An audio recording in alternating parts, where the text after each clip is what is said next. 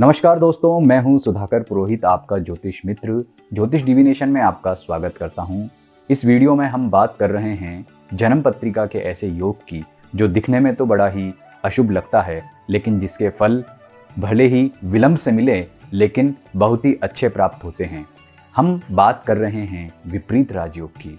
यह राजयोग एक सामान्य राजयोग से बिल्कुल हटकर है, क्योंकि यह जन्म पत्रिका के त्रिकोण अथवा केंद्र शुभ भावों में नहीं बल्कि त्रिक यानी कि 6, 8, 12 जैसे अशुभ भावों में निर्मित होता है।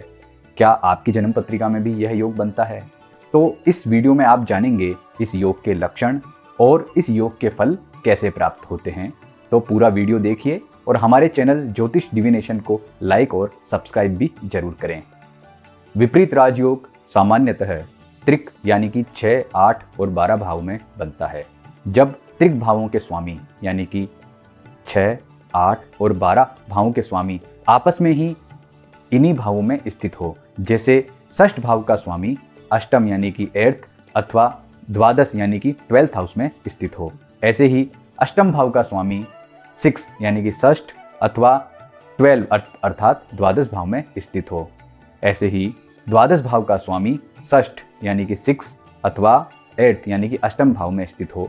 तो ऐसी स्थिति में विपरीत राजयोग बनता है, लेकिन इसमें एक शर्त है कि जब वे ग्रह इन स्थितियों में हो, अर्थात त्रिक भाव के स्वामी ग्रह दूसरे त्रिक भाव में स्थित हों, तो बली नहीं होने चाहिए। अर्थात कोई ग्रह उच्च राशि में होगा या स्वराशि में होगा तो वह विपरीत राजयोगकारी नहीं होगा। यानी कि त्रिक भावों के स्वामी जितने अधिक कमजोर होकर के त्रिक भावों में स्थित होंगे, राजयोगकारी होंगे और वे आपको बहुत ही अच्छा फल प्रदान करेंगे।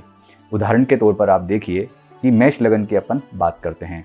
मेष लग्न में त्रिक भावों में छठे भाव में कन्या राशि होती है, अष्टम भाव में वृश्चिक राशि होती है और द्वादश भाव में मीन राशि होती है। अब मान लीजिए कि बुध षष्ठ भाव का स्वामी है, वह यदि अष्टम भाव में वृश्चिक राशि में बैठ जाता है तो वह शत्रु राशि में हो गया। यानी कि मेष लग्न में यदि बुध वृश्चिक राशि में स्थित होगा तो विपरीत राजयोग बनाएगा। ऐसे ही वह द्वादश भाव में स्थित होगा तो अपनी नीच राशि में हो जाएगा। यानी कि मेष लग्न में बुध अष्टम भाव में और द्वादश भाव में अगर स्थित होगा तो विपरीत राजयोग बनाएगा। लेकिन विपरीत राजयोग के फल कैसे मिलते हैं? विपरीत राजयोग एक असामान्य राजयोग है।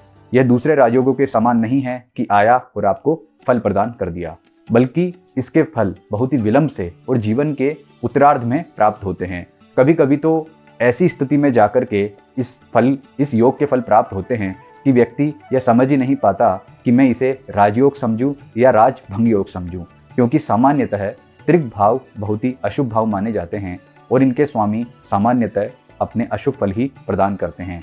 इनकी दशा जब चलती है तो जीवन में बहुत अधिक नकारात्मक फलों की प्राप्ति होती है। लेकिन यह निश्चित है कि विपरीत राजयोग चाहे विलंब से फल प्रदान करे, परंतु अपने फल अवश्य प्रदान करता है। और जब इसके फल प्राप्त होने लगते हैं तो जातक का जीवन बहुत ही सकारात्मक तरीके से परिवर्तन होता है।